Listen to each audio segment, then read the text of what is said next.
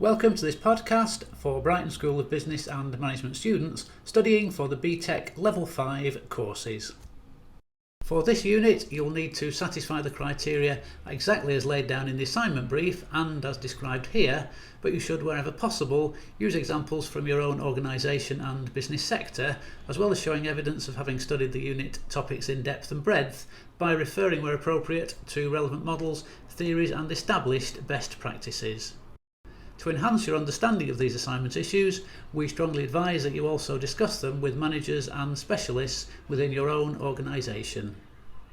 Each section should be approximately 375 words, although this is flexible up to around 450 words, not including graphics or illustrations, so you will need to keep your responses focused on what is being specifically asked for in each section.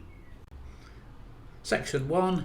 A simple brief discussion on the similarities, differences and relationships is required here. For example, all managers have some leadership role as well as an operational role.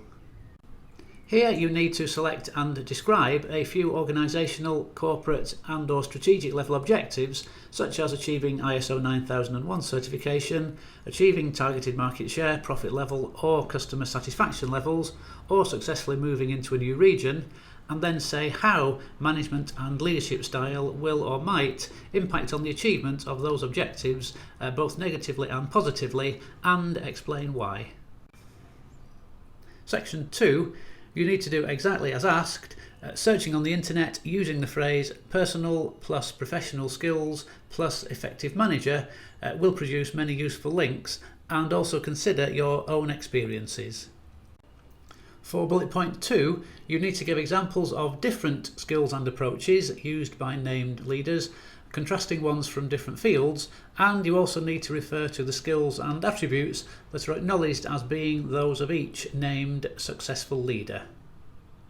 Bullet point 3 requires you to identify which leadership style or styles you personally use and what impact those have on your team and colleagues, with ideally some input from other people, not only your own view.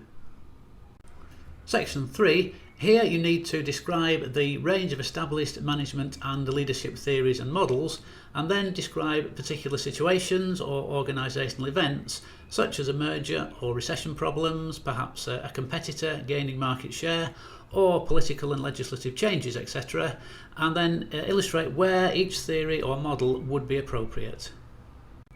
For bullet point 2, you need to name and briefly summarise the established leadership theories and models, and then describe how each one would be most suitable for a particular situation or organisational event, or a given situation as the question describes it, such as the situations you have identified elsewhere in this assignment. Section 4. Here you need to describe a particular specific leadership role. This could include the owner-manager of a newly formed company, the head of a new division, perhaps the head or managing director of an underperforming division or company, perhaps a manager implementing a major change, such as relocation, reorganisation, changing the services or product portfolio, implementing a new quality system, responding to the recession, etc., and describe what evaluation and assessment methods could be used to assess the leadership skills needed in a particular situation or for a particular organisational event. Following on from the previous bullet point, you need to explain and describe what training and development action should be taken to make sure that the chosen person had the right skills. You will need to prepare an outline or skeleton plan with actions, timescales, resources, and objectives and outcomes.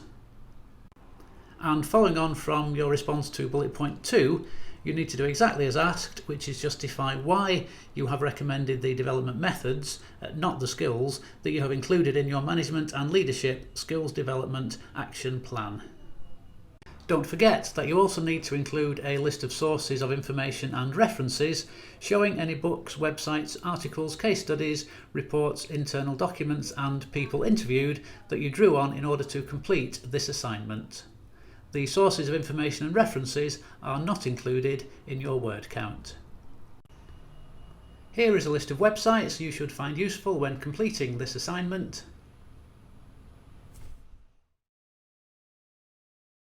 If you need any further help or guidance with this assignment, please contact your tutor.